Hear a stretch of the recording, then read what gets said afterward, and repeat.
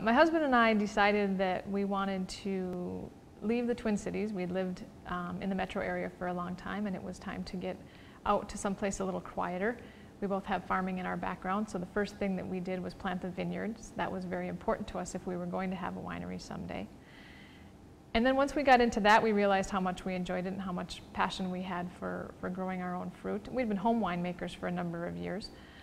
So then we were able to take the next step and start a winery. My husband's a craftsman. That lends itself to winemaking, and I have an analytical background, and so that helps too. I think our location is unique because we do have a vineyard on site right with the winery. We have 8 acres of vineyard planted, all University of Minnesota cold hardy grape varieties. Being this far north, they're about the only varieties we can grow here without having to take the vines down off the trellis in the winter. So having the vineyard right on site, I think, is nice for our customers because they can come here and get the complete wine experience. They can talk to the people who not only make the wine, but who also grow the grapes. We are really striving for balance in our wines, and so we spend a lot of time on wine chemistry. We have a nice wine lab, and we like to analyze the grapes from the moment they come in the door, and then analyze the wines all the way through the process so that we can create wines that are very balanced. We have some challenges here being in a northern climate, and so we need to be aware of what those challenges are so that we can have a balanced wine come out at the end. We bring grapes in, and the first part of the process is to destem and crush the grapes, and then if we're making a white wine, the grapes would go straight into our press, and then they would go into a fermentation vessel. If we're making a red wine, we'll leave the grapes on the skins and ferment the whole grape with the skins and the juice to extract color and flavor from the skins, especially if we're making a dry red wine. Then once fermentation is complete, we go through a process of letting the wine settle, letting it clarify. Some of the wines we'll let age for a while. We do age our red wines in oak barrels.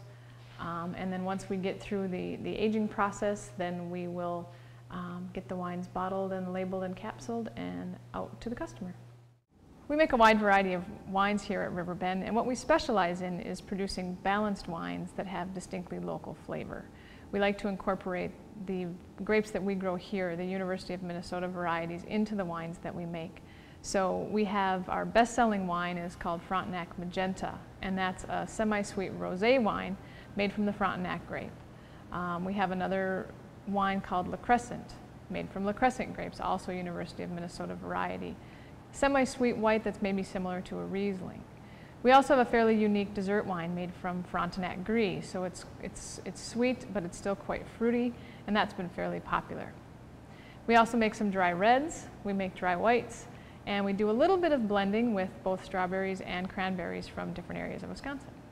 We can host some different events here at Riverbend. We can turn our tasting room into a banquet hall, and we can seat 55 people for something like a wedding reception or a party. We also have an electronics-equipped conference room that seats 14.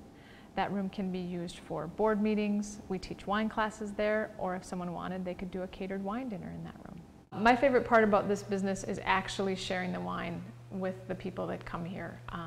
You know, it takes a long time to get a vineyard up and running and to get a winery up and running, and to actually be able to share the wine and share the experience with the guests that come here is super rewarding.